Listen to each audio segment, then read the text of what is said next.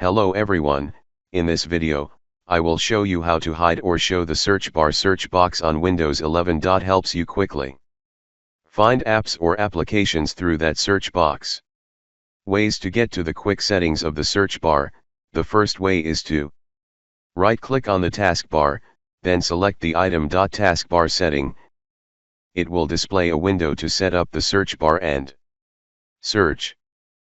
The second way is to click on the window icon, select Settings, select Personalization, then select Taskbar. It will also display the search box settings section. Currently, on my computer, the search box is set to search box. The search box will appear like this on the taskbar. To change it, you click on the arrow in the search section, and it will display 4 ways to display it, such as hide, search icon only, search icon and label, search box. When you choose hide, the search box will be hidden on the taskbar. If your device is hidden, then go to the setting to choose other display methods. When you select the search icon only, it will display in the taskbar. A magnifying glass.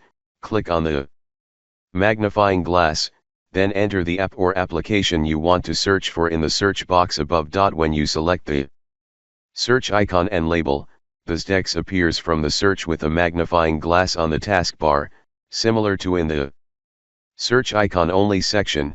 You also click on that search box, then enter the app or applications you want to search for in the search box above. Next is the search box section.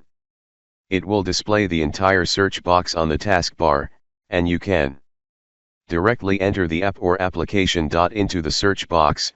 However, it will take up more space on the tab bar than the 2 ways shown above. Depending on each person's computer usage preferences or presentation style, you can choose how to hide or display the search box. Suitable for your computer. So I have shown you how to display the search box in different ways. If you find it interesting, please like, share, and subscribe to the channel to watch more videos. Hello, and see you again.